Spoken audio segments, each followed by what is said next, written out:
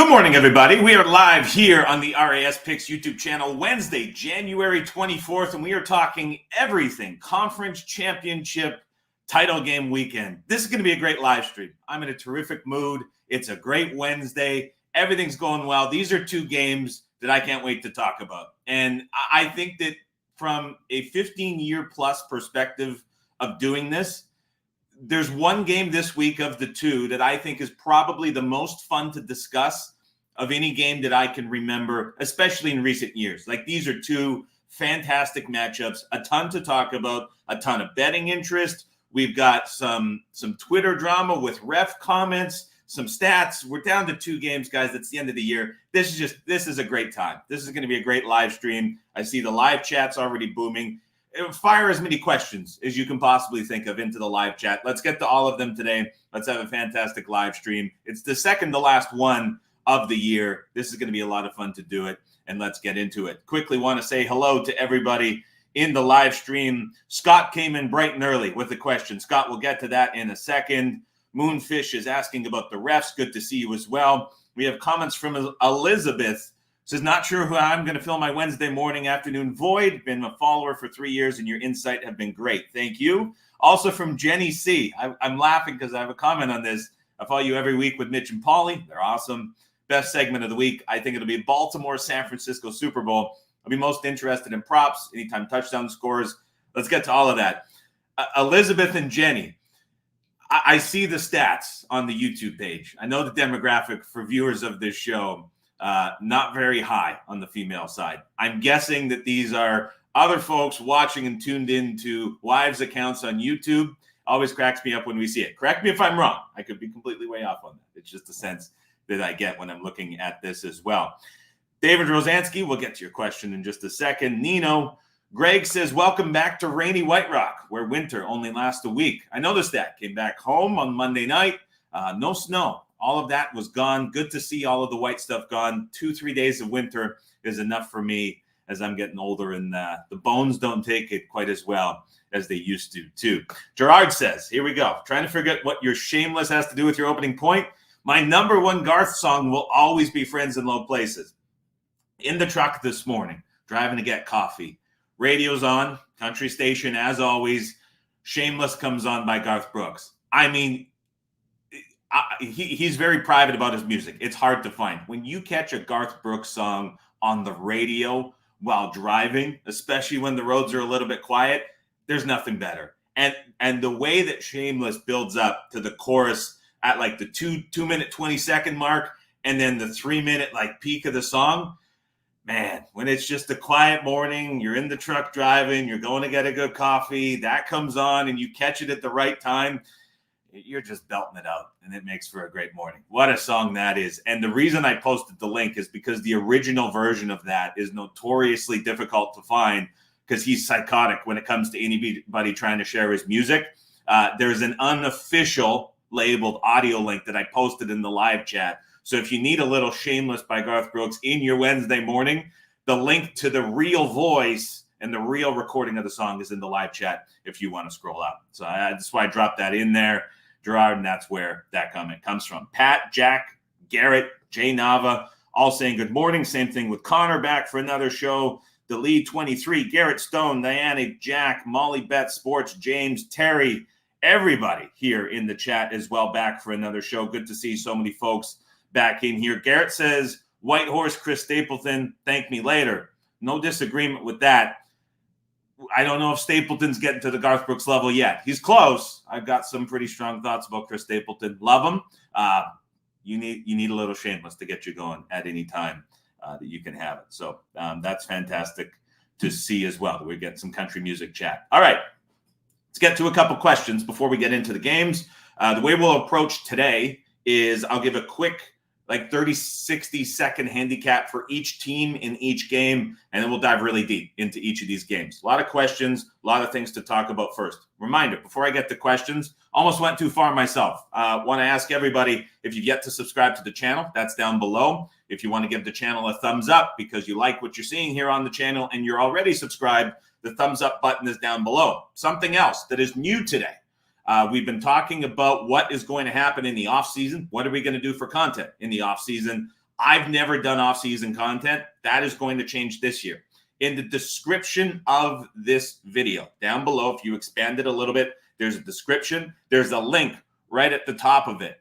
And it is an option for you, if you would like, to sign up for an off-season newsletter that I launched this morning. It is a very rudimentary page, a very basic page. It is something that we're looking at doing that is going to be with the goal of an essential weekly NFL newsletter that goes year-round. The way you can think about it is, as the offseason progresses, it is me doing work for you to keep you up to date with everything that is going on in the league. I will share my commentary on thoughts on major events. If there's any futures that we might be looking at making, those will be written up. And then, of course, Q&A, answering betting questions, will be sent out. The emails will go out every Friday morning during the off season. Hopefully you'll be able to read all of them and enjoy them and contribute some questions, because if I don't have an answer for them, we can certainly lean on the team at Right Angle Sports to get an answer for you to those questions as well. So that has been put up live today. It is in the description of this podcast link. So if you go, or video link here on YouTube. So if you go below in the description, the link is there. You can do it now. You can do it after the show. It'll be there in the video as this video holds up. And so those will go out every Friday in the off season. Hopefully everybody can get over there and sign up. I think it'll be pretty fun to do. I'm looking forward to doing it.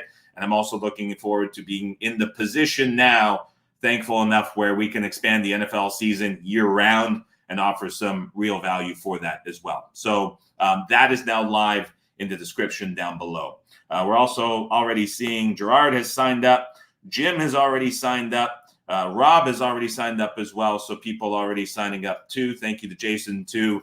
That is where the off-season content is going to live as we get into the off-season, the draft, the UFL, the NFL team changes, new league year, lots of things to talk about in there as well. So appreciate everybody, especially Connor and Jason, who just came in too, who said they have already signed up as well.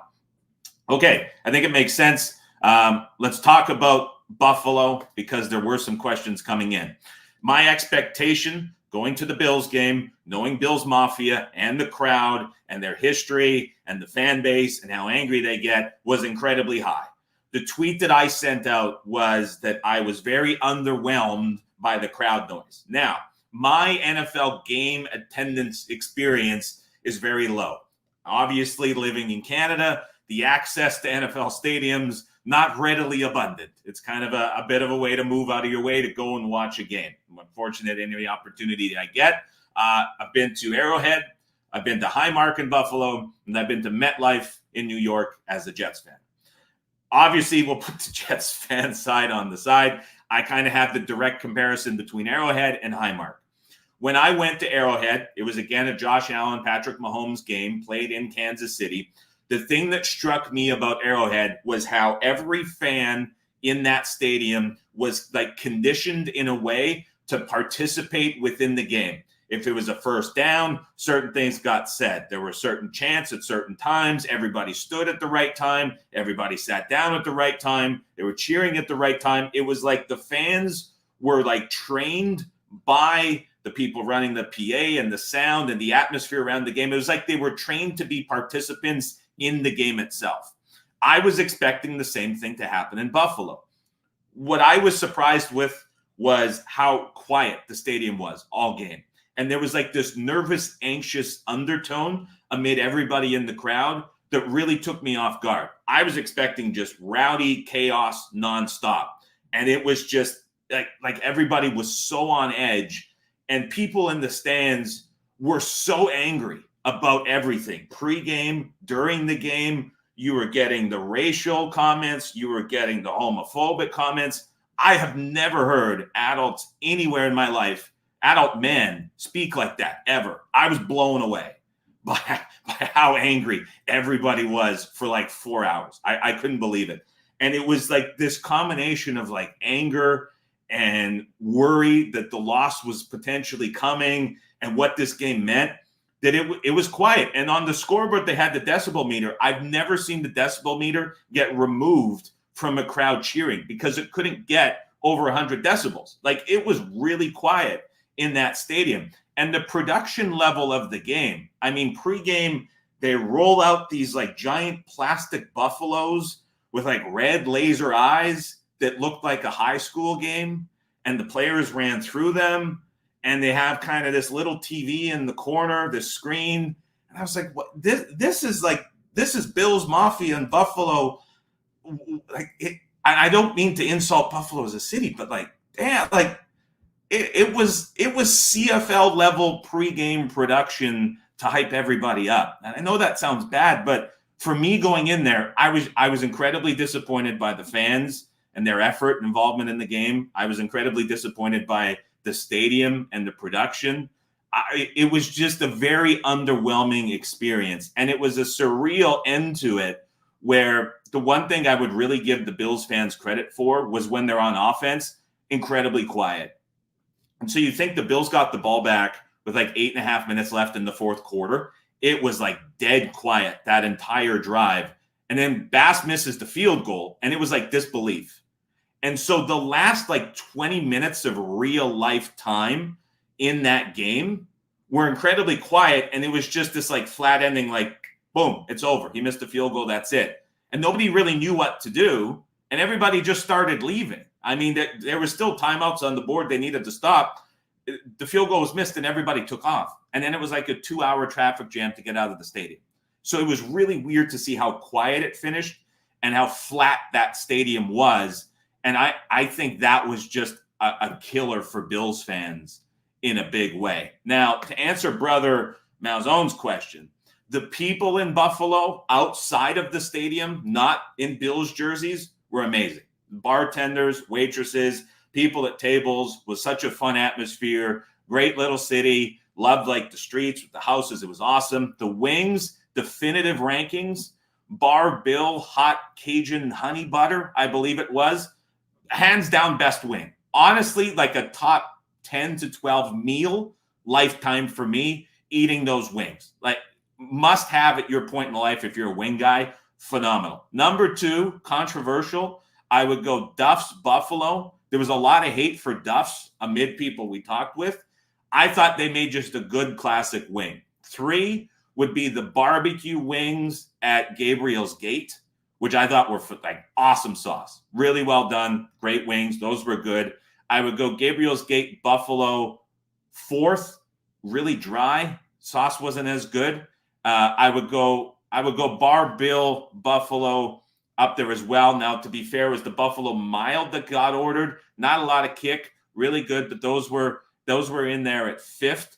Unfortunately, did not get to try wing nuts. That was one that I was hoping we could get to. Just ran out of time. Couldn't do it. But those honey Cajun butter, I don't even, there's so many adjectives and descriptions in the name. Top 10 wing top 10 meal that you may ever have in your life. I don't know what a wing could be that would be better than those at Bar Bill out by the stadium. That was phenomenal. And so really, really, really, really good. That's what I would say. Very fun city. Very fun group. It was really good for sure. So that is what I would say about Buffalo in a big way. Connor came under the 100. Couldn't do it. We just didn't have time. Just ran out of time.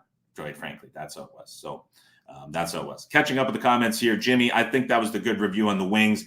I will say as a Canadian, the wings in the U.S. are like 2 to 3 times the size of a typical wing in Canada. That caught me off guard. I couldn't put back the calories that came with the wings. Like 10 wings in the States is a meal. 10 wings in Canada is like a light snack appetizer before a dinner. And so that caught me off guard. That was my biggest takeaway from Buffalo in regards to the food as well. Been to all those places, Devin says. Love Gabriel's Gate. Gabe's Gate was a really, really cool spot to be at. So if you're ever in Buffalo, Bar Bill for those honey Cajun butter hot wings, and then if you can get to Gabe's Gate, those are really, really good with the Buffalo. Unfortunately, Jimmy, lots of people messaged, and I say lots, like 10 to 12 messaged. It was such a hard place to get around, hard to get to people in the stadium, hard to get to people in the tailgate with the drive in and out situation. I feel bad because a guy like David, who's watching the stream too, I missed it. It sucked that we couldn't get better together. around Buffalo. I apologize to anybody who I messaged and tried to make the plans work. It was such a difficult location to get in and out of that it didn't really come together. So unfortunately was not able to meet up with any of the subs while we were in there. Okay, let's get to the games. Fun weekend ahead, a really good time of the year. Keep the questions coming in. We'll answer them as we go. I want to start off with Scott's question that he posted bright and early in the chat. I think San Francisco -0.5 is going to be a popular teaser leg. Mathematically, KC up to 9.5 makes sense. But would you ever consider a 6.5 point teaser at -130 to get Baltimore plus 3.5? No, I would not. And I say that adamantly with confidence. Teasing through zero is never a good idea. I get the sentiment that you're looking at in this and where you want to go with it, but the price that you are paying for the value of the numbers the teaser is crossing is never going to result in a good bet if you're going through zero, because you're paying to get through zero and you're paying to get through one on either side. These numbers make the teaser and the price that you're paying not a good bet to make. And I know the value of 2 is increased, and obviously 3 is very important, but the benefit of playing teasers is you can cross numbers or a gap that are worthwhile. When you're going through zero, you're paying more than the bet is worth. So it's not something that I would recommend doing, and I do not think it is a good bet. Scott reasons that was saying just don't see Baltimore getting blown out at home, and I think they could potentially blow out Kansas City. Let's get to that in a minute. I get your reasoning. If you're looking at that perspective, you may want to consider different ways to bet Baltimore other than teasing them through the zero to the other 3.5. That is how I would look at it. Let's get to the referee comments that people have had questions about before we get into the games. Where is the main question? It is from Moonfish here. I hope you're right. I want to get Adam's take on the referee selection and his away team bias. Goodell trying to stack the deck against Ravens. Good morning. Good morning, Moonfish. Moonfish, I hope you're at the game this week for Baltimore. I'll say you that right now. I know you're a Ravens fan. I hope you're going. The Warren Sharp tweet is getting the rounds. He makes this an annual commitment to where he posts something using referee stats, and he phrases it and frames it in a way that is just brilliant for engagement. And I don't blame him for doing this. If I was in the position where my goal was to get a lot of engagement, I would do things significantly different than what I am doing right now and what I have done for the last 15 years. We have seen him change in a massive way to where posting things to get engagement supersedes posting things that have relevance and provide good information to the users who are following him. I'm not even going to do this justice in terms of the explanation, because Timo from PFF, and pardon me if I am saying that name incorrectly, did a thread yesterday that broke this down better than I could ever break it down. And what was interesting is when you look at the Warren Sharp article and all the stats that he references and leverages or frames them against what people love to buy into, which is referee conspiracy, you will see that none of those stats that he lists are outliers for any referees in the league.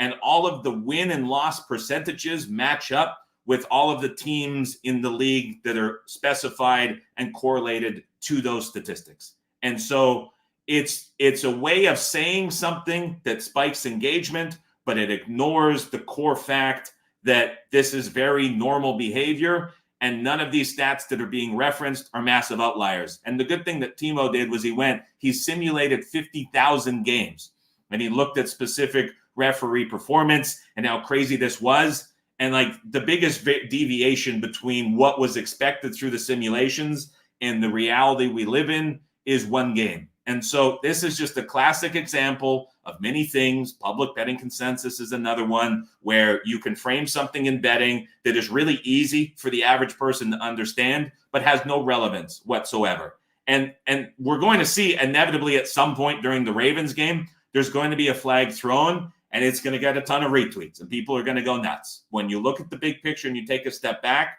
we are not looking at anything significant with these referee stats. And so you're going to see it a ton, just like you're going to see the betting consensus stuff a ton. That's all things that we see elevated for engagement this time of year when there's very few games to talk about. That's the end of the story with that one. So don't make a big deal out of that. Insight says, what is the p-value? Rob Pizzola had a tweet about this. I'm not going to deep dive into statistics. That's not my part. That's not my my area either, where I have any expertise in. But of course, when you're looking at what the Chiefs win 80% of games with Patrick Mahomes. If a ref is calling plays, or if a ref is calling a Chiefs game and there's an 80% win rate for the Chiefs, come on. I mean, it's not a hard thing to put together, but when it's tweeted and structured that way, that's how we're seeing it. So let's not make more of this ref stuff than needs to be. All right, game time. Try keep up with me as we go through this. I have so many different directions to go with each of these games. These are going to be fun to talk about. Let's get into it. Kansas City Chiefs on the road at the Baltimore Ravens. Early game. Current number, Ravens an expensive 3.5-point favorite between -112, as well as we're seeing a couple fours show up for the Ravens, -110. Total in this game, 44.5, down from 45. Let's start with the quick 30 to 60 second handicap for each of these games. This stream could honestly be 3 minutes, and I could say, if you want to bet on Kansas City, it is completely logical to do so because you're looking at a Chiefs team that has a phenomenal defense with an offensive resurgence. You're getting the best quarterback in the league, getting 3.5 or 4 points, and you can just say now that the team is trusting the guys and the vets on the team that they're getting contribution from, Pacheco, Kelsey, Rice, MVS, and this price is just too much for a quarterback and coach that have been here, done it before, and a QB that is the best in football. This is basically what the Tom Brady handicap was for 15 years that I suffered through as a Jets fan. And you can look at this and say, if you're betting on the Chiefs and you lose with Patrick Mahomes plus 3.5 or plus 4, that's okay because you're getting the best quarterback in the league getting points. It's probably unlikely you see a game where he may be getting more points than this. You can just say that it's too many and be content betting that. And I think that that is going to be a reasonable and logical angle that is shared by a lot of folks. There is a meme that goes around, and it's like the dumb guy with the curve, and then there's a dumb guy at the other side, and then it's like, well, just bet Mahomes is getting the points. And then there's a big case for why you should bet against Mahomes and all these deep details. Then you get here and it's, well, just bet Mahomes. He's getting 3.5 or 4 points. And so I think that's going to be posted a lot of times. Luke probably already has it queued up, and he's going to send it out Sunday when the Chiefs are leading the game if they happen to be. So that's kind of the simplistic way to look at the Chiefs. Simplistic way to look at backing the Ravens in this spot is you can say the Mike Macdonald is arguably the best defensive coordinator in the league. The Chiefs have been very beneficial and looked a lot better their last 3 wins because of opposing defensive injuries, as well as facing a very bad defense in Cincinnati. You can say that this offensive resurgence from the Chiefs is a little bit phony, and the Ravens are actually a little bit undervalued based on where this market would have been at the end of the regular season, especially now that we've seen Lamar conquer the biggest game plan deficit that has worked against him last week coming into this game, now possibly getting Andrews back. You could say that you're looking at this as a potentially undervalued Ravens team at home with a big home field advantage. That would be the simplistic case for the Ravens. I would say right now, unfortunately, I think this is the best game to talk about that I have the least inclination to bet on that I've gone through in a long time. Let's start by talking about what happened last week for the Ravens as we dive deeper into this. I'll give everybody a lot to think about. You can come away taking your own conclusions. I have a strong opinion on the late game. This game, I'm really stuck in between. Let's talk about last week. To fully understand what happened last week, we have to go back to week 10 of the 2021 season. And if you want to go back on YouTube and search Harbaugh post-game Dolphins loss, you'll get like a 5-minute press conference from John Harbaugh. This game was played against the Miami Dolphins on Thursday Night Football. Many of you will remember it. It was the worst we have ever seen Lamar Jackson look as a professional quarterback in the NFL. He went against Brian Flores, who blitzed Lamar Jackson and the Ravens offense in that game on 60% of dropbacks. We know Flores gets crazy with the blitz. It was a ton of cover zero. It was a ton of defensive back blitzes. The two DBs for Miami in that game set NFL records for how often they blitzed. This is an important game because it's been effectively the blueprint to beat Lamar Jackson the last couple of years in the NFL. You bring extra blitzers, you clog the running lane with those blitzers, you force him to hold on to the football. And the reason it's worked so well is because the Ravens have not been able to change in these games where defenses can exploit this into a complementary passing game with quick enough routes to where they can take advantage of the blitz coming at them. And so it's been a spot where Lamar's historically underperformed and really struggled. When you watch the press conference, and why it's important to go back and watch that, is the wording Harbaugh used. He immediately took blame for himself and the coaching staff. He said the scheme was not up to snuff. He said they were not prepared despite knowing Miami was going to employ that game plan and they could not adjust and overcome it. And that's been a frustrating spot for Harbaugh and the Ravens for a long time with Lamar as the starting quarterback. Now, if you've watched this stream for the last couple of months during the season, you will have heard me reference that this season has been about the Ravens overcoming and adjusting to past spots where they have struggled and making it right. We've talked about that a number of times. What was very interesting to me watching the Ravens-Texans game was in the first half, DeMeco Ryans took the blueprint that you use against Lamar to the next level. He blitzed Lamar Jackson on 72% of dropbacks in the first half of the game. It was the highest blitz rate against Lamar in a half of football ever during his career. And as you were watching that game, if you take yourself back to Sunday at the end of the second quarter, the game is 10-10. The Ravens closed as a 10-point favorite. We had the release on Baltimore, -9. If you looked on Twitter at halftime, it was Lamar is who we thought he was in the playoffs. Here comes Lamar in the playoffs. He's an underperformer. You're telling me this quarterback should be the MVP? How can the Ravens not get through this? It was full-on panic mode from the media because Lamar was struggling against what he has always struggled against, and Houston was making it work. And it was here we go again. How can they not get around this? That was the full-on discussion point at halftime. And so it's full-on panic, despite the Ravens taking game day money and despite the Ravens being a big favorite and having all these advantages over Houston. It was a full-on panic. Harbaugh comes out of halftime and he gets interviewed on the sideline. It'll be for many an interview that went unnoticed, but it really stood out to me because of this context. You have to remember, this is a spot that the Ravens with Lamar have struggled in for 2+ seasons.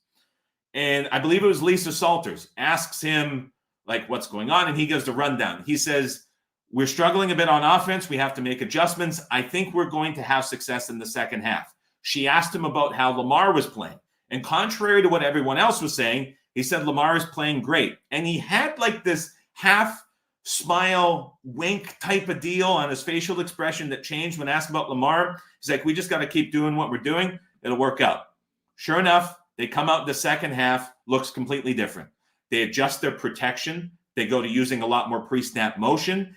And this is exactly why Todd Monken was hired as the offensive coordinator and why Greg Roman was let go. Because in the second half against the Texans, Lamar comes out, scores a couple touchdowns, throws for 120+ yards. The offense looks night and day. They go from having Lamar average 3.3 seconds per throw in the pocket. In the second half, he was getting the football out under 2.2 seconds. It was a night and day switch that Todd Monken was able to make at halftime with a couple easy tweaks. He changed up the route concepts a little bit, got more motion, shifted protection, went to heavier personnel, and the Ravens were able to come out and dominate in the second game and win that game. The Ravens overcame the biggest defensive hurdle that they have faced for years in glowing fashion. And you're looking at the Ravens team now with Todd Monken that has the answer. And what makes this interesting and rounds out the context is John Harbaugh after the game comes out in the press conference and he says, look, we knew Houston was going to do that. We practiced for 2 weeks leading up to this game intensely, focusing on how we can overcome teams that are blitzing us. And there was a nod to Todd Monken and what he was able to employ. The Ravens now have the answer. And at halftime, Harbaugh knew for the first time in his career as head coach and the first time in the career as Lamar at quarterback, Harbaugh knew that they had the answer for this blueprint that has been used against them. And for the first time ever, we saw them use it and we saw how effective it can be. And that's a scary thing for the rest of the NFL. And I think it's a scary thing for the Chiefs this week because now the Ravens know it. Harbaugh knows it. Lamar knows it. This is a team that can overcome that hurdle. So now if you're Steve Spagnuolo on the other side, you have to ask yourself, what are you going to do in this game? What is the plan to attack this Ravens offense?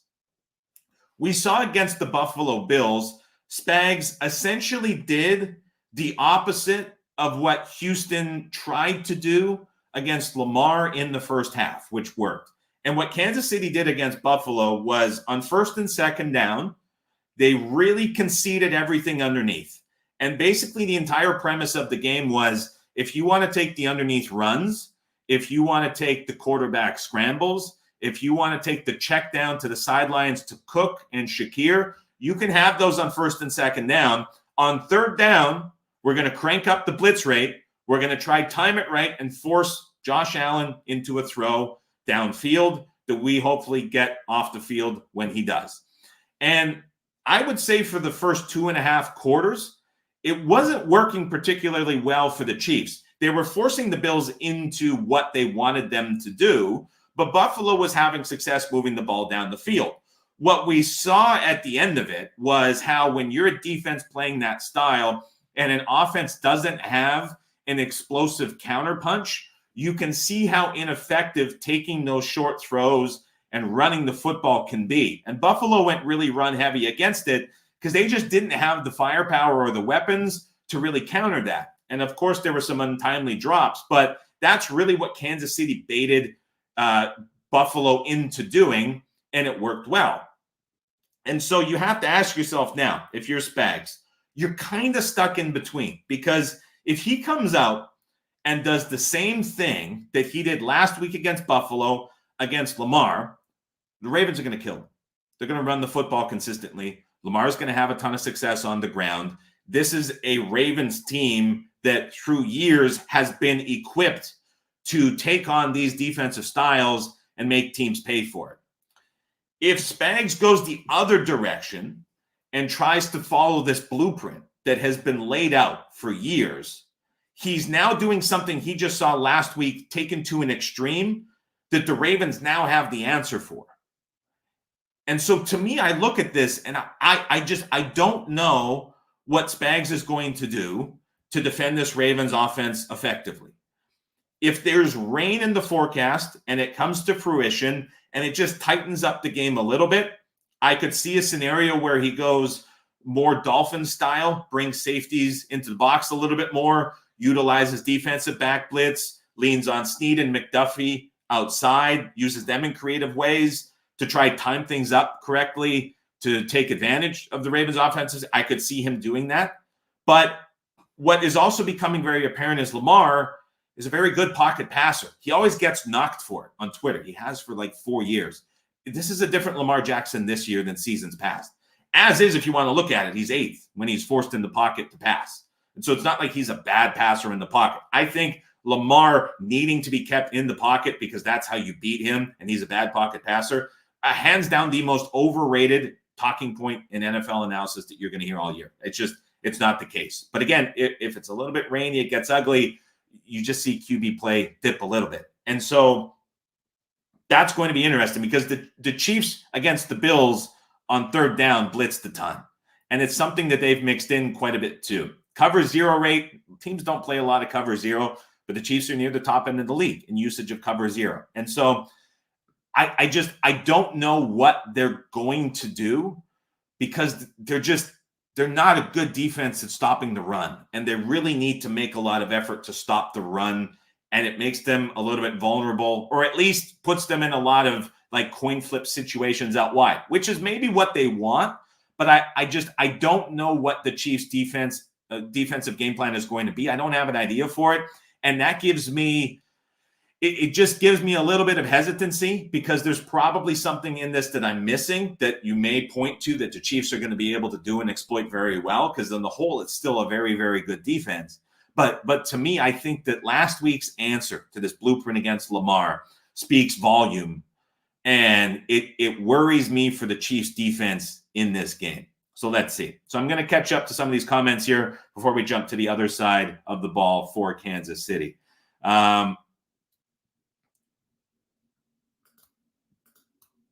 This is there's a lot of questions, so this is great. I'm just trying to read through and catch up on the right ones. Moonfish, you're on the Ravens defense specifically. Jason says Houston blitzed a ton in the first half last week, and the adjustments made by Baltimore were incredibly effective. Obvious this Baltimore staff is tops in the league at prep and adjustments pre and in game. Perfectly said it well, Kyle. Blitz more in the first half than it was insane. That was as aggressive as a game plan as we have seen, and it worked for half. And then it didn't come through. Jimmy says, Spags is one part of the game I want to lock in on, but without Gay and Edwards, I see the Ravens' flexibility on offense being able to capitalize on a depleted Chiefs defense. Blitz equals playmaker in the space. Very good point about Willie Gay. Very good point about Edwards as well. More statuses on those guys coming too, but certainly will make a difference as well. Some others commenting about the Chiefs offense and what that is going to look like. We're also seeing a couple different comments about how different props and things that are showing up as well in this too. So again, I think the live chat shares the same sentiment as me. It's really hard to predict what the Chiefs are going to do defensively. And to me, I think that is the big key in this. Now, if we go to the other side of the football, let's talk about Kansas City a little bit. The big thing the last 3 weeks that we have been discussing here on the live stream is how the Chiefs are getting to the line of scrimmage much quicker since they made the change following the Raiders' loss on Christmas. To recap everybody and bring you up to speed on this. Following the Raiders game, the Chiefs had closed doors meetings and discussed about how they wanted to change the offense. And reporters around the team have since come out and said that the focal point of these meetings was to break the huddle quicker, get to the line of scrimmage sooner, and snap the ball sooner to allow the offense to have more rhythm, to simplify the play calling, and to put adjustments and play calls at the line of scrimmage in the hands of Patrick Mahomes more often. It's essentially moving the offense to Mahomes, less so taking input from Nagy, allowing the Chiefs offense to rely on their veterans. That is what we have seen the last 3 weeks. What you have to ask yourself when you're betting on this game is, do you believe the Kansas City Chiefs offense has fundamentally changed and is now reverting back closer to Chiefs offense of the past?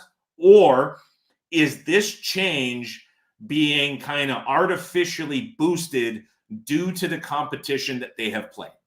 So let's talk about the changes first. Yesterday, I went back, I watched every snap in the first 28 minutes of the last 4 games for the Chiefs, going back to the Raiders game.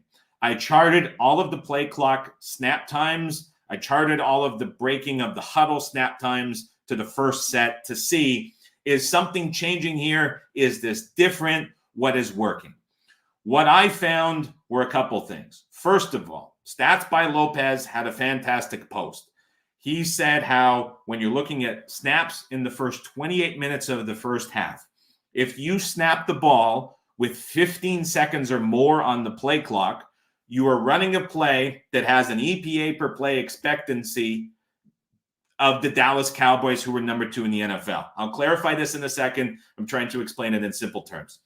If you snap a ball with 5 seconds or less, you are running a play that has the offensive expectancy that is 18th in the NFL, the Indianapolis Colts. Now, it's not saying if you snap the ball with 15 seconds on the play clock or more, that you're going to have a play that equals the output that the Cowboys had during the regular season. The point that was being made in the stat was the difference between a snap in the first half that has 15 seconds or more on the play clock and a snap that has 5 seconds or less the difference between the two from an EPA per play perspective is the equivalent to the difference between the Cowboys offense and the Colts offense this season. It's a massive difference.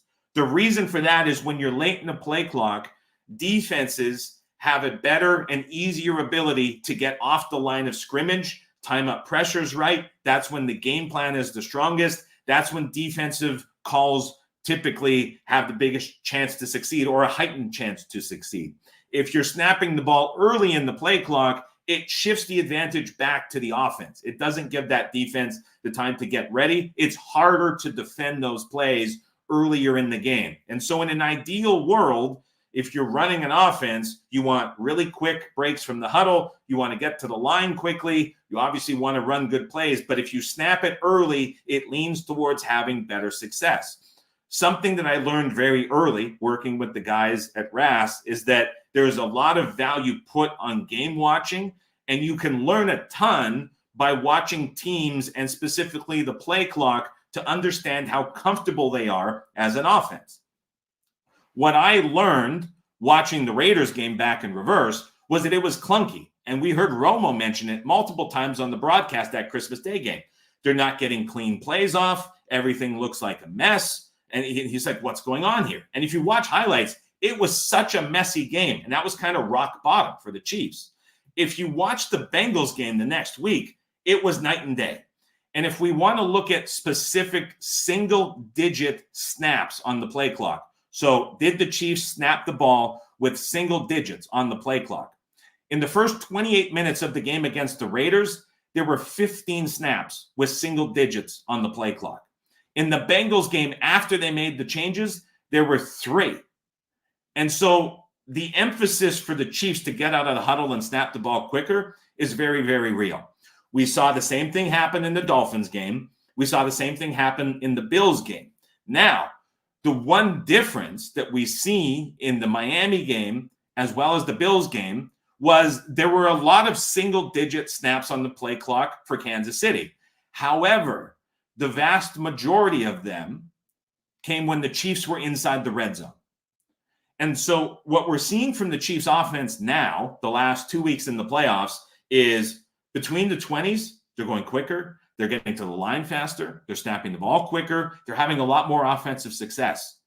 When they get to the red zone, they take a little bit more time. Things tighten up. And so when you're looking at pace stats the last 2 weeks, the pace from Kansas City might not look amazing, and it might not seem like a big standout, but it's heavily skewed by a handful of red zone plays where the Chiefs really slowed down.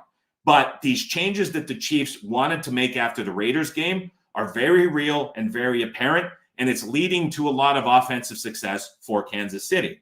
Something else that the Chiefs have done the last couple of weeks is utilize a ton of 2 and 3 tight end sets. They've thrown from 2 and 3 tight end sets a ton, and they've also had a massive uptick in rushing success out of 2 and 3 tight end sets. And so this is something that's kind of existed all season long. The Chiefs do this a lot. But where this becomes interesting is when you look at how the Ravens defend 2 and 3 tight end sets, they don't do it particularly well. They're right around 18th to 20th at defending these looks, both against the run and the pass. And so if you're looking at the Chiefs here and you have this kind of underlying knowledge to what's going on, you could be really optimistic about the offense. You can say they've made the fundamental change after the Raiders game, which has led to 3 of their best offensive outputs in the last 3 weeks of the entire season. You can say they're using these 2 and 3 tight end sets, which we know league-wide boosts the efficiency of offenses, and they're having way more success running from them, and Mahomes is averaging 12 yards a pass when he's throwing it from them, and the Ravens struggle to defend that. You can see a really clear path to how the Chiefs can have offensive success. The counterpoint that I would make to this argument, and where it gets really interesting, Mike Macdonald for the Ravens is, in my opinion, the best, you can maybe argue top 3, defensive coordinator in the NFL. Mike Macdonald is known for being multiple in his coverages. And the way that you spot this is when you look at man and zone usage for the Ravens this season, it's split down the middle. They're right around league average for usage of man and right around league average for usage of zone. They mix everything up in a massive way. It's a very confusing and complex defense to oppose. There were some very good tweets about some of the confusing looks that he threw at CJ Stroud and the Texans last week that are really, they kind of blow you away when you look at them and you see the next gen player tracking data to see how different it is. It's a really hard defense to game plan for and a really hard defense to face in an environment like the Chiefs will be playing in on Sunday in Baltimore with this crowd assist that the Ravens have. Last week specifically, as we're talking about play clock count and snap rate, the Houston Texans in the first 28 minutes of the game on the road in Baltimore last week had two snaps in the first half that had double digits on the play clock, which were not aided by a commercial break, injury timeout, or the stoppage in the game. So, for example, the game goes to a media break. The teams have 2.5 minutes on the sideline. They come out. The Texans were snapping it quicker. The two snaps that the Texans had with double digits on the play clock against the Baltimore Ravens were both hurry-up, no-huddle instances where it was short yardage. They rushed to the line, and they ran a run play. Every other snap in the first half, more than 20 of them, had single digits on the play clock. One time the play clock got to 0 for a delay of game. Another time, 3 to be correct, they had false starts. And so when you're watching this Houston Texans offense operate against this Ravens defense, it was so hard to get set for the snap and get the snap off because of what the Ravens do defensively. And so when you're watching the first half in this game, Chiefs-Ravens on Sunday, how quickly the Chiefs are going to get to the line and be able to get the play off is going to tell you how comfortable this offense is working against this Mike Macdonald-led defense. You're also going to be able to sit and look at the tight ends that Kansas City is using. Do they trust that they can win again with 2 and 3 tight end sets against this Ravens defense? How will the Ravens defense adjust for that personnel? Are they going to force the Chiefs into more 3 wide receiver looks? There's a lot of very interesting matchups that I just don't have the answer for. Another potential problem that is going to be discussed is Joe Thuney dealing with the pec injury. Allegretti is going to come in and potentially replace him if he is unable to go. The biggest Chiefs fan and bettor that I know thinks that this is less of a problem than is being made out to be in the news. The reason being because the backup that's coming in to replace him is so damn good. And even when he replaced him last week against the Bills, you're looking at the pressure numbers for Ed Oliver. You're looking at the pressure numbers for Daquan Jones. They were eliminated from the game, whether Thuney was in or Thuney was out. The Chiefs' O-line was able to hang up and work with it. I think the biggest potential issue that the Chiefs' O-line may face, if their all-pro left guard is out, is the fact that communication in this environment is going to be really, really difficult. I don't know if the Chiefs are going to be able to go in and work in this quicker pace that they have been utilizing if they have some things shifting up front. I don't know if they're going to be able to be as effective with that. You would think against a defense like this for the Ravens that this would be a game where you want to go as fast as possible and you want to speed that up more. If you have an opinion on how the Chiefs are going to operate in this game offensively, I think you have just a concrete slam dunk take on the total. If you think the Chiefs slow down and the Ravens defense is going to win pre-snap and this is going to tighten up, I think you love the under in this game. If you think it goes the other way and you have the Chiefs speeding up to try get the advantage on the Mike Macdonald defense, I think you're making the decision that it is an easy over. Unfortunately, doing a live stream here, I don't have the answer for that. I think I can look at that as the matchup. I don't know what we're going to get. And I think that these matchups matter so much that it forces me to be on the sideline in this. And so I think that this is an incredibly interesting game to look at. I think it's going to be an incredibly interesting game to watch. I think it is not that interesting of a game to bet. But I think however you want to look at this, if you want to stop surface level and say, it's Mahomes, this is too many points, I'm not falling for the Brady stuff again. I don't want to try to be the smartest guy in the room and back the Ravens and time the down Mahomes game. It's completely logical to bet Kansas City. If you're looking at this and say, hey, the Ravens defense is going to have its way again, you have an underrated Lamar who now has the answers with Monken that he hasn't had in the past with Roman. And this is a dominant Ravens team at home that's going to be able to slow down the Chiefs. I think it's completely logical to back Baltimore. And then again, if you want to go deeper into this, there's so many different layers that you can go to with these matchups we just discussed. It becomes, I think, a really, really interesting game. Unfortunately, no play for me, but I hope that was a decent breakdown that gives you some things to think about as you settle in to watch this game on Sunday. Let's get to a couple more questions for this. Michael says the Chiefs had success from playing the Bills so many times over the last years, very familiar with them. Now, again, they went so different in their personnel usage. I think that was because they were trying to keep as many linebackers for the Bills and the Dolphins on the field as possible, knowing that these two units were so banged up, which, again, like my hunch is that it's more likely that the Chiefs have benefited from bad defensive opponents and favorable situations for them than it is this offense has overcome and changed back and it's now reverting to what it used to be.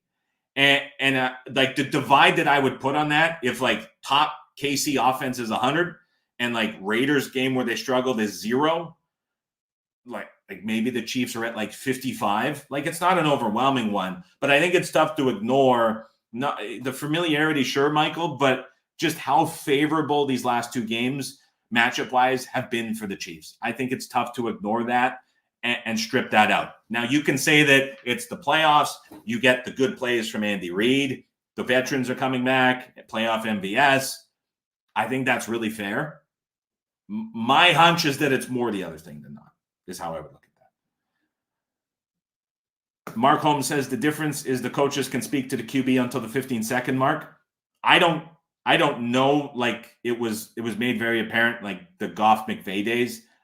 I don't think that Andy or Nagy is in the ear of Mahomes constantly. I think this is more about putting the thing in his hand. You're right, Mark, that is very true. I don't think this is because of that. I don't think Mahomes needs help at the line from anybody. Sam says, Mahomes mentioned in the Manning cast earlier in the year that Baltimore and Seattle were the only two places where he was forced to use the silent count. That Ravens crowd is real, and that's a legitimate home field advantage that is brutal to play in. This is a great point from Sam. That's what I'm saying with the O-line changes. I think this is more of an issue rather than the drop in skill being just this massive disadvantage. I think that's true too, but I think this is the big thing considering what we've seen from the Chiefs in the last couple of weeks. Dice says, with the whole Kelsey debacle, the NFL stands to make significantly more money if the Chiefs make the Super Bowl. Do you have this as a variable impacting your handicap of the Chiefs-Ravens game? Tinfoil hat, Dice, work with me. 2 hands, tinfoil hat, off the head. Let's put it in the garbage. Come on. We're not dealing with conspiracies like that. That's just silly. Come on. It's unfortunate, but people really believe that is true. Come on now. Tim's Up says, Adam, I'm really curious on your thoughts on Mark Andrews potentially coming back and what will this do for the Baltimore receiver lines? And so I don't know how healthy Andrews is going to be. A really good way to look at this, Tim, search Mark Andrews props covers, and it'll take you to a prop closing line comparison tool. I don't have the numbers off the top of my head, and I don't want to necessarily pull it up on the stream. If you search that on Google, you'll get all of the closing lines from Mark Andrews in the year past. Look at what the numbers he was closing at before the injury in Cincinnati were, and then look at what he is listed at now. And then like go back to the Cincinnati game and look at like Zay Flowers or OBJ for what they closed and look at what they are at now. And you can see the difference. My guess, I honestly haven't looked at them, is that Flowers is going to be less than what he closed in Cincinnati, or Andrews is going to be less than what he closed in Cincinnati, and you're going to see the other guys more. And the question is going to be, is Andrews healthy enough to exceed and play to that level that he was at from a usage standpoint? And does that justify the bump for the others? But if you want to look at where those lines were and where they are, that's how you can do it. So take a look at that as well. Terry's laughing at the tinfoil hat. I think it was Mark McGuire was on the Simpsons episode. Do you want to know the truth? Or do you want to see me hit some dingers? Dingers. And he puts the printout under his Cardinals hat. He's looking around. He's gathering all the data. Anytime that I see the ref conspiracy or anything along those lines, the fixing of NFL games, the script, whatever, I think of the Mark McGuire clip from The Simpsons where he's stealing everybody's data. So that's what I think is funny.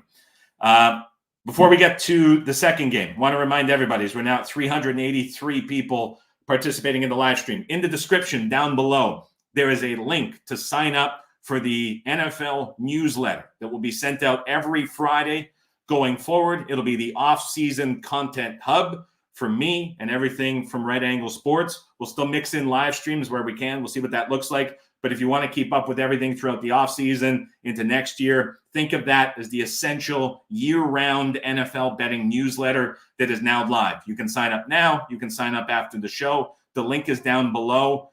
Free to join, free to sign up, free to read. I'll be delivering emails to your inbox every Friday. Another way to think of it is me doing the work for you to keep you up to date with everything that is going on in the NFL that is important, as well as any futures, picks, previews, thoughts. Everything is going to be in there. And, of course, answering questions for you in the offseason as well. So that is down below in the description. If you want to sign up, it'll take you. You just put in your email and you're done and you are good to go. You'll get a welcome email right after. Just make sure that's in your inbox and you're all set. You'll be getting emails every Friday as we go through the offseason. Devin Bart says subscribed. Here we go, Devin. Thank you very much. Let's get to the late game. Now, I will say, equally fun to talk about. Very fun to discuss.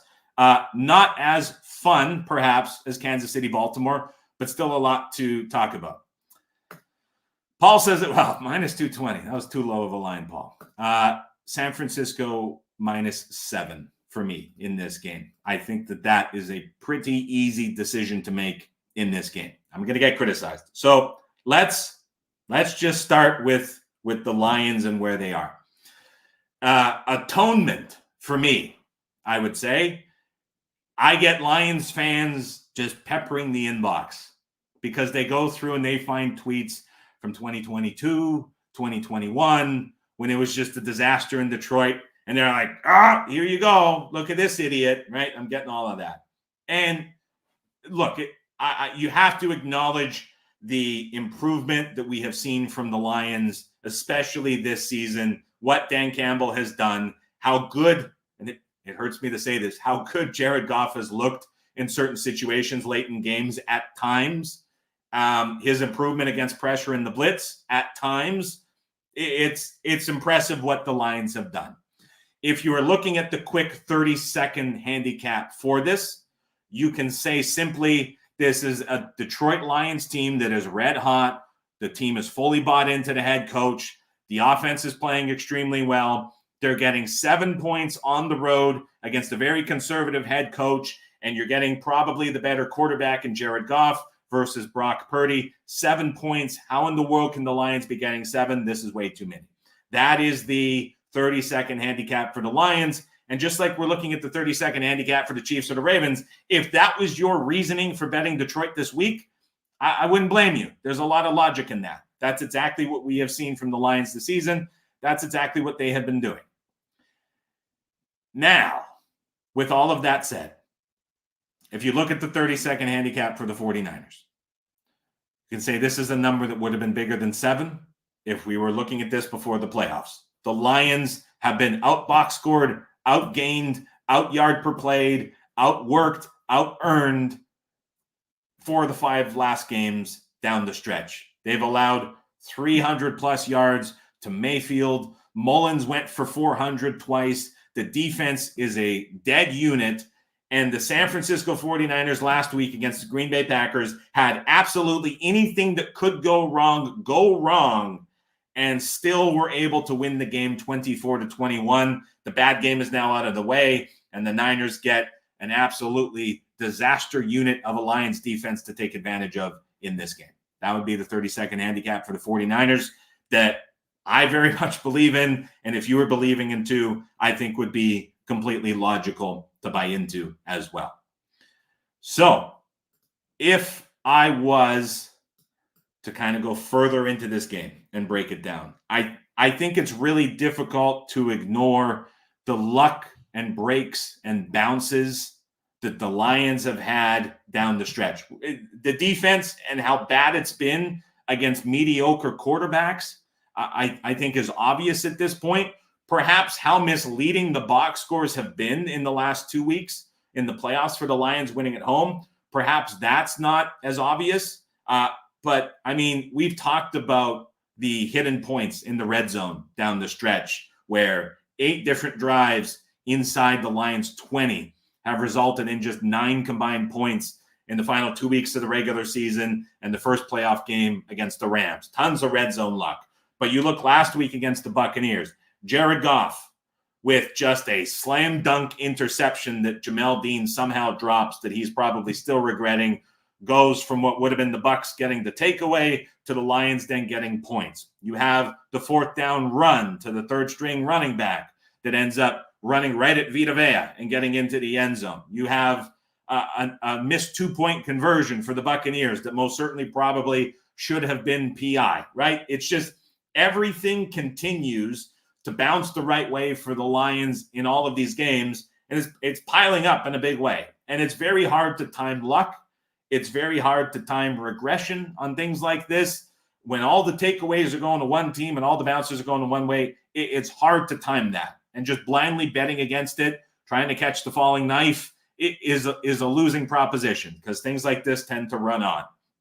The question now is there's, I would say, a notable bump in the market for the Lions, and you're getting a matchup against San Francisco where visually, if you watched the Lions game last week against the Buccaneers and you watched the Packers game against the 49ers, your takeaway from both of those games is going to be just drastically different night and day. And I don't think that is the truth when you look at the box score. Because when you look at the box score, the Lions are outgained in a significant manner by Baker Mayfield and the Tampa Bay Buccaneers, right? That to me stands out and is notable. When you watch the 49ers game, it seemed like the 49ers were a dead team. And if you're reading Twitter and you're reading media, there were calls for Sam Darnold to come into the game early in the second half because people believe that Sam Darnold is a better quarterback than Brock Purdy. I have never, ever seen a 1 seed in the NFL, in the playoffs, get to a point where there was a debate on should the backup quarterback come in for a healthy starter. I don't remember it ever happening. If someone does, please correct me. But that was the takeaway from the San Francisco game for the majority of it. But then you look at the box score, and it's Jordan Love, who was red hot, that everybody wanted to back and everybody wanted a piece of, held to his worst game since week 10. It was a very vulnerable 49ers defense, especially against the run, seemingly getting just wrecked every single drive, that held Aaron Jones to 3 yards a carry outside of the 52-yard run where he broke a one-on-one tackle in open field. One tackle away from Aaron Jones finishing with his most underwhelming stat line since he came back from injury. It was 5 different occasions that the 49ers defensive backs slipped on the wet field. 5 where they slipped. The plays went for a first down or a touchdown. It was twice defensive pass interference on 3rd downs that led to big gains for the Lions to keep the chains moving that resulted in scores on that drive. I mean, it was you watch both of those games and you're like, the Lions are this dominant powerhouse that is steamrolling everybody and just blowing out teams. And the 49ers are this overrated one scene that is getting all these breaks. And Brock Purdy's a bad quarterback. He shouldn't be starting. And you look at the box scores and you're like, that's not what happened at all. And so it's like this weird divide between how both of these teams came out of the game. And so I think that that's very real. And I think that that is making the price shorter than it should be. And I think we're seeing a spot where this might be the Lions after a very good year, just being a season early in this spot, leaving the Dome, going on the road to San Francisco to play a defense that's very familiar with him, stepping up in class. And then on the other side, this terrible Lions defense facing off against this 49ers offense that's going to look significantly more comfortable. Now, what I think is going to matter too, and kind of the second dive into what we want to see and taking this a little bit further. So Jonah Jackson, the left guard for the Detroit Lions, was pitching a shutout on the field in terms of allowing pressures against or allowing any sort of hits on Jared Goff before he got injured in the game last week. His backup comes into the game, whose name I'm not even going to say. I'm not even going to risk butchering it. I'm just going to leave it on the side. Once the backup came in, Awoskia, pardon me if I said it wrong, allowed a team high in pressures for the game. He allowed 7 pressures on 28 snaps. So even with the backup playing just a portion of the game, it was very clear that the Lions without Jonah Jackson at left guard have a problem at preventing interior pressure against. What compounds this problem a little bit further is Frank Ragnow suffered both an ankle and a knee injury. Now, Frank Ragnow suffered a fractured throat a season or two ago. And I remember laughing about the injury on the podcast because I'm like, first of all, how do you fracture a throat? Second, how in the world do you come back from a fractured throat? And Frank Ragnow's like the toughest guy in the league. It's incredible what he plays through. Didn't miss a snap despite suffering what looked like season-ending injuries to his left leg. Now, he is not going to be 100% in this game. So the question is that 75% Frank Ragnow with multiple leg injuries, is that better than the average center in the NFL? The answer is probably yes, but it is not as good as 100% Frank Ragnow. So all of a sudden now, the Lions, who have relied on this offensive line to have so much success and to dictate games on the ground and to keep Goff clean in the pocket, now have a big issue at left guard and an issue at center, where it gets kind of interesting in this matchup specifically. Last week, Eric Armstead returned after missing 5 games for injury for the 49ers in the interior of the defensive line. He was not playing at 100% usage. Post-game, Kyle Shanahan said he was surprised at how much Armstead played, and he was very impressed, and he's expecting him to be even better in this game against the Lions. Armstead had the second most pressures, despite not being 100%, in that game against the Green Bay Packers. Only Joey Bosa had more, Nick Bosa, pardon me. Only Bosa had more than Armstead from the interior of the defensive line. So now if you get a bit of a boost from Armstead going against the big hole at left guard for the Lions, even if it's Hargrave too, that's going to be a problem. That's a big matchup advantage for the San Francisco 49ers. And I really think where we're seeing this is Armstead is the most impactful defender from on-off splits for the San Francisco 49ers. When he has been on the field this year, the San Francisco 49ers minus 0.14 EPA per play. When he is off the field, plus 0.02 EPA per play. So when he's on the field, elite defense, especially against the run. When he's off the field, right around, he's like 13th, 14th. It's a big drop with him on and off the field. Now he's on the field. He gets a banged up interior of the Lions offensive line. Between him and Hargrave, that's going to be an advantage that the 49ers can exploit. When it comes to what this is going to look like for the Lions. So I think inside zone runs are going to be very problematic for them.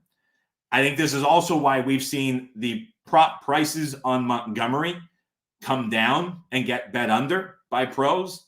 I also think this is why we've seen Gibbs rush attempts and yardage get bet over, because Gibbs is going to be the outside zone guy that can get outside and provide some run game for the Lions. Montgomery, very much the in-between the tackles guy. And if this is going to be a weakness between the tackles, I think you're going to see a bit of a shift in the Lions' run game distribution. So keep that in mind if you're looking at props. What I also think this is going to really test is Jared Goff in the pocket. And it's not as pronounced as seasons past. Jared Goff, 7th when kept clean, 20th when pressured. Goff is immobile. He's not going to get out and run. He's not going to make plays with his legs. Interior pressure is a disaster for him. And so when you're thinking about where San Francisco had success last week generating pressure, where the Lions have injuries now, and where the 49ers contest them, it's very likely there's going to be interior pressure coming at Jared Goff from the middle, which is going to hurry him up. I think it's going to force a few bad throws. I think that's a big issue that he is going to have to try figure out how to deal with, especially now on the road, outdoors against this Niners team on a much different surface. It's just a better Lions offense at home than it is on the road because of how they play. And so I think that really matters too. And so I really have concern about the Lions offense operating in this game. On the other side, we're looking at a situation where Brock Purdy is apparently incapable of playing in the rain. And it was not something that I knew, nor something that I particularly realized. Part of the reason was in college, believe it or not, playing in Iowa State, which I assume Iowa gets rain. Apparently it's not the case. I don't know. He only had one true rain game, and it was against Drake in like 2018. And in that game, he struggled. We saw him against Cleveland this season in the rain. He struggled. We saw him against Green Bay struggle. I have never seen a quarterback wipe his hand. I think he got his belt, whatever it was, mid drop. I mean, whether it's the small hands that he has, the inexperience, I don't know. He was going back and forth between glove and no glove. He was so uncomfortable. And when you sort his games this season by on-target percentage and catchable percentage, the drop-off between every other game and these two rain games is massive. It is a steep drop-off. We're talking 20+% in each category. Just a massive drop. Now, every quarterback is going to be worse in the rain. I don't have what the average drop-off is. I am very confident in saying that you're not looking at a 20% plus drop in accuracy as the norm for quarterbacks league-wide. For Purdy, it is significant. It's not going to be an issue this game as the weather in San Francisco is fine. Super Bowl is going to be played indoors. Not going to be an issue the rest of the season. But when we think in context about how bad the 49ers offense looked at times last week against Green Bay, I don't know if it's a fair assessment to say that's what we're going to get going forward from Purdy and that Shanahan doesn't trust Purdy, because it was such a bizarre game scenario and circumstance that to me was more of an outlier than what the norm is going to be for the 49ers. And so I think we see a big bounce back from Purdy and this offense. Deebo Samuel being 50-50 to play is concerning. It was clear he was a massive part of that game plan in what Shanahan wanted to do. Let's see his status. I think with this being a conference championship and one of two games on the board, and the price already is depressed based on what we're looking at, I don't think Deebo being ruled out is going to have a big impact on this number. I think that is largely being assumed and priced in. And I would lean towards Deebo not playing because of the trajectory that injury went on. He was taken off the field, and it was initially a head evaluation. He didn't go into the tent at first, was ready to come back in, got pulled out into the tent, and then it was within 10 minutes of real time, he was coming back out onto the field in a hoodie. I mean, it was really, really fast that it went from like, hey, I can go back in to, no, I'm clearly out for the game. The official ruling came later. It was around halftime, but it was like an immediate rule out. And there's no fracture in the shoulder. I think there's an issue there. Now, Matt Macioso, and I know I'm pronouncing that his name wrong. He is a 49ers reporter. And he said that he thinks because there was no fracture that Debo's going to be good to go. I don't know. My feel based on how quickly the rule out happened is that he's not going to be out there, but certainly he might be able to be out there. I don't know. But when Nathan says Fezzik says the line should be 5.5 without Debo, great. I would love if that's true and Fez is right. I think 5.5 becomes even an easier decision without Debo than the 49ers at 7, maybe with Debo becomes. And so if that's the case, I mean, I hope it is, because I would love to bet the 49ers at that price as well. And so that's really the long and short of how I look at this 49ers Lions game. I think like the 30-second handicap to me leans towards the 49ers. I want to bet against the luck that the Lions have been having. There's a chance, I think a pretty good one, that this might be the year early for the Lions in this spot. I think the home and road changes. I think the injuries on the O-line matter against this 49ers front. I think it changes up the Lions game plan enough. And we see Goff kind of fall off a little bit too in this spot where he's pressured a little bit more. And on the other side, we're looking at Shanahan and this offense as conservative and as much criticism as he takes. He now gets essentially a layup matchup advantage against this Lions defense. And like, look, if you think Brock Purdy should be benched for Sam Darnold, you probably put Brock Purdy in a similar category to Nick Mullins, right? Like if you're watching this right now and you're like, hey, let's put Darnold in. Purdy's cooked. You probably don't have Purdy ranked much higher than Nick Mullins. You probably have these two guys as the same. Nick Mullins went for 400 yards twice on this Lions defense. I know one was like 392 or whatever. This Lions defense is horrible. And so I think Shanahan gets it right. I think it's a bounce back for Purdy. I think the Lions or the 49ers cover against the Lions in this game. 2 games up, 2 games down, an hour 17. There was a big intro to this one. So it was about an hour of good talking about these games.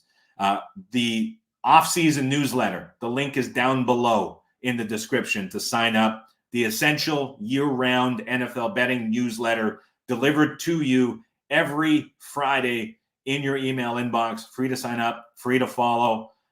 Will be a lot of fun putting this together every week in the off-season to work for you to keep you up to date with everything that you need to know about the NFL. So if you want to look in the description down below, hit the link, put in your email. You'll be getting those emails every Friday going forward. Let's get to the last questions in the live chat, and we'll wrap everything up, and we'll get you on your way for this conference championship final. Gerard, I saw the word conspiracy. I got to pull it up. Oh, boy. What are we getting into here, Gerard? Did you see the Super Bowl logo conspiracy? Oh, no. Who has time for this, Gerard? The last 3 Super Bowls were predetermined by the colors in the Super Bowl logo. This year is purple and red. People are too funny with this stuff. Who is purple and red? The Ravens are purple and black. The Chiefs are red and yellow. The Lions are blue and white. The 49ers are red, white, and yellow. What is the conspiracy? What are we doing here, guys?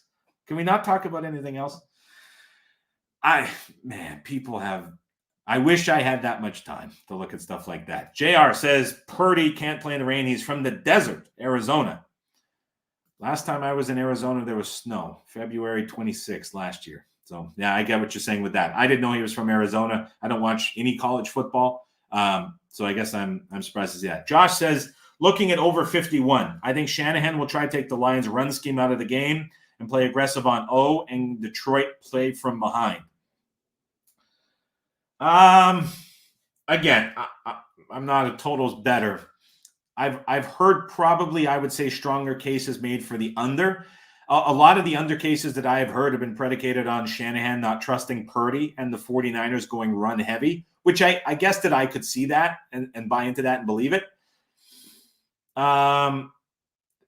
It's 51 is just such a big total nowadays in the NFL. I don't have any good thoughts on the total. Sorry, Josh.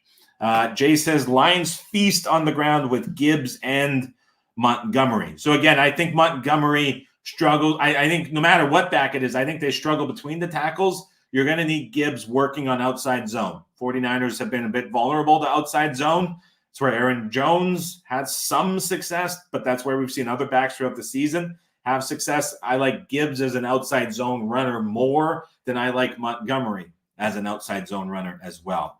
So that's why I would say it. Nathan says fractured throat. I'm not kidding. You can look it up. Frank Regno had a fractured throat. Don't know. He played through it, though. That was crazy, too. Couple more to finish up if you want to get them into the chat. David, David, I feel bad that I left you hanging twice. Buffalo, it was such a hard city to get around and get to the right places. I had the idea of the Chiefs bar based on, there were two other guys that were there, and then a friend of theirs, they're Chiefs fans. The bar at Casey's, man, was that a disappointment. That was the one disappointing bar in Buffalo. The rest of them were awesome. So I'm sorry to leave you hanging, David. We'll get the meetup next time, and beers will be on me. I will have, this is a good segue, I'll write about some player props that I'm thinking about in the Friday email. And again, that is down below if you want to sign up. That'll also be on the app as well. We'll do 2 more weeks of the app and then see what we're going to do with that too. I'll have some prop thoughts later in the week. Right now, I do not. I will give a thought on the Ayuk props, Josh. I don't know what the number is. I have not looked at the number. If Debo is out, Ayuk obviously becomes the number 1. I know the Lions tend to be more man-heavy than zone-heavy, but I also know Glenn has switched it up. The rule of thumb when you're playing props with the 49ers, is it a zone team? You play Debo. Is it a man team? You play Ayuk. That's how it's been all year. That's what I would expect to happen this game based on the injuries as well as how the Lions tend to play defense. So that would be my thoughts there, but I'm guessing the number's pretty high for Ayuk in this game. Molly says, how hard was it not to take Balt? I'm sensing you were pretty close. Mostly in internal debate. And the logic is like if you bet against Mahomes and you lose when he's getting and you're laying 4, it's very reminiscent of all those times trying to bet against Brady. It's tough. It's very tough. I'll put it that way for sure. Sebastian said, did the Rams, the last team to put up points on Baltimore, do something specific in terms of game plan that the Chiefs can look at? Good question. And this is the perfect kind of thing that I would encourage everybody to submit on direct messages through Twitter. When we're thinking about the email on Friday, perfect question to go back. I can take time. I can look at it.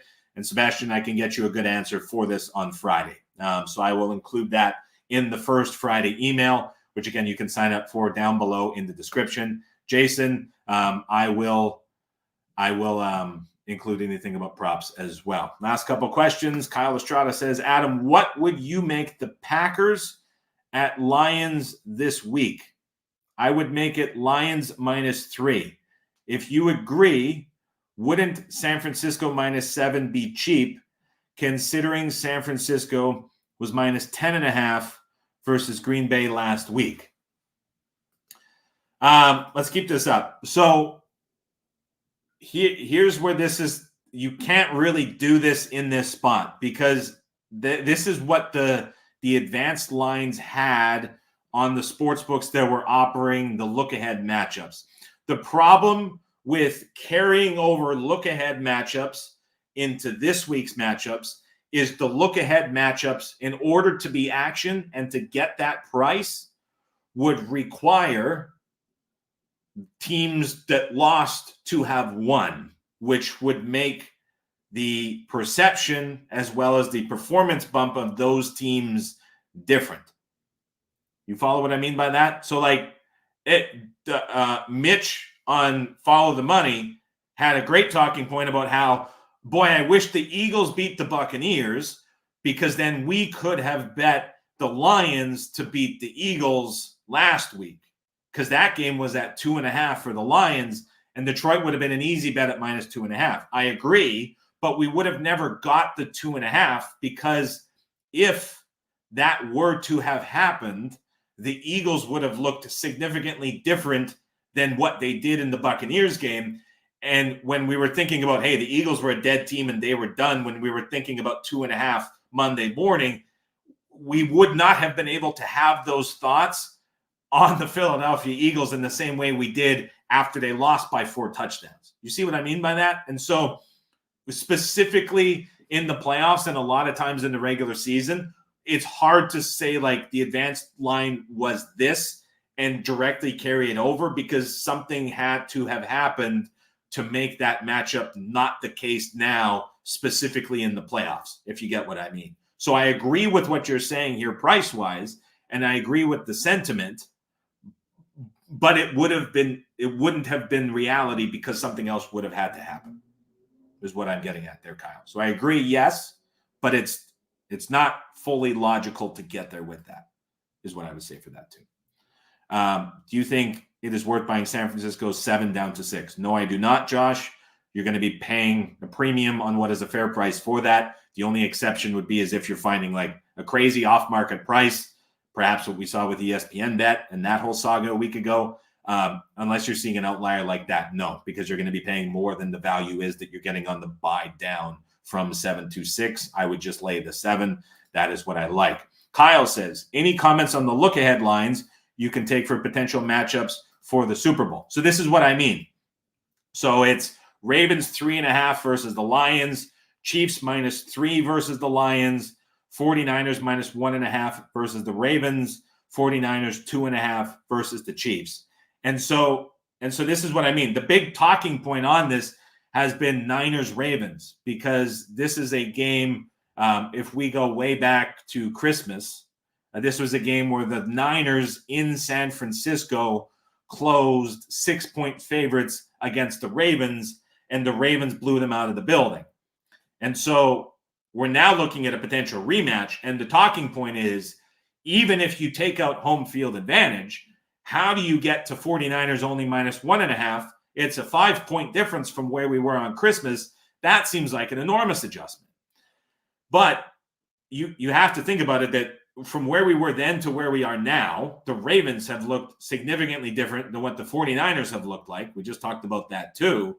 And if you were to get a matchup like this again, the Ravens are going to have to beat the Chiefs on Sunday, and knocking off Mahomes in the playoffs, especially if Lamar has a good game, that is going to leave a sentiment about the Ravens that is much different than it has been, plus the improved play, plus the performance boost. Whereas we've seen the Niners, even if they have a good game against the Packers, are not going to get that same realization. It'll be a good like talking point price-wise to say, like, is this too far? Is this too much? But you just in such a different spot and situation that I actually think it's quite easy in 49ers Ravens to get to a pick 'em, where there was a lot of disagreement. I think that pick would be a very fair price for that game. And so in that matchup specifically, if you think the Niners are going to win and the Ravens are going to win this weekend, and you were seeing Ravens +1.5 or +102 on the money line, I think you bet the Ravens in that spot on the neutral field in Las Vegas. That's what I would look at in that game too, because I think it'll get to a pick 'em. I think pick 'em is fair for that price to get to if you're looking at that. Lions, Chiefs. I would happily take the Chiefs -155 on the money line. I think that would be a tough matchup to get to, but I would take the Chiefs -155 on the money line against the Lions for sure in that spot. So that would be the other one I would take. Lions, Ravens, not much there for me. 49ers, Chiefs, I think that's probably pretty fair at 2.5 as well.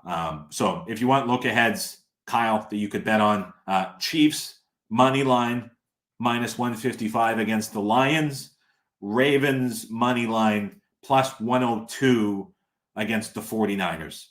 is the two that I would take in this game as well. That would be what I would say for the look ahead games. Nathan, last question to wrap up. What matchup would you like to see? Good question. I wouldn't hate seeing Mahomes and the Chiefs just beat the doors off Campbell and Goff. I think that would probably be, it would be a fun buildup. I think having like Campbell in the buildup and the media and the story of Detroit, I think that would be a more fun 2-week buildup to get to the game against Mahomes and the Chiefs than, say, 49ers, Ravens. Like Shanahan and Harbaugh are just, they're kind of, I don't want to say dry, but that would be a much more enjoyable buildup than I think what you would get from the 49ers, Ravens. I think game-wise, if you want to talk about what would be the most enjoying game, I would say probably 49ers, Ravens, and then second would be Lions, Chiefs. I don't think Lions, Chiefs would be all that competitive for the game. So I would be between those two. If it's Lions, Ravens, I think that would suck. I think that'll be one of the lesser viewed Super Bowls. 49ers, Chiefs would be moderately fun because you get the rematch and everything that comes with that too. So I think Lions, Chiefs, or 49ers, Ravens would be the two that I would look at as matchups that I would like to see. All right, 90 minutes, 2 games. Wouldn't have it any other way. Email sign up down below. If you haven't subscribed to the YouTube channel, hit the subscribe button. If you haven't given the video a thumbs up, give the video a thumbs up. Fun show, lots to talk about. Very fun Wednesday, very busy week ahead. We're almost at the end. Ready to kind of dial her back a little bit. It's been a very fun year doing all of this content. I hope all of you have enjoyed all of these live streams. I hope it's been a lot of fun. I think that it is something that I didn't realize I would enjoy doing as much as I have, and it's been great to do it. I don't know if we'll do the Super Bowl next Wednesday or the Wednesday after. I'm leaning towards next Wednesday. That's typically when I've done it, and then I'll do the last Follow the Money either next Friday or Super Bowl Sunday, depending when they air. But I think we can probably wrap things up here for the live streams next Wednesday. If that changes, I'll drop some notes on Twitter, but I would set the reminder for next Wednesday as we'll talk about the Super Bowl. The final episode of the Simple Handicap 2 for the year will be out Sunday night after the Lions 49ers games finish as well. So I appreciate everybody for stopping by. Appreciate everybody for contributing in the live chat. I hope everybody's able to get over to the new email list down in the description. I hope everybody's able to subscribe to the channel and give a thumbs up as well. So I appreciate everybody, again, for all your time and contributions over the season. I think we'll see you, and it is safe to say we'll wrap everything up next Wednesday here on YouTube at 9 a.m. Pacific time. Enjoy the games this weekend, guys. We'll chat to you next week.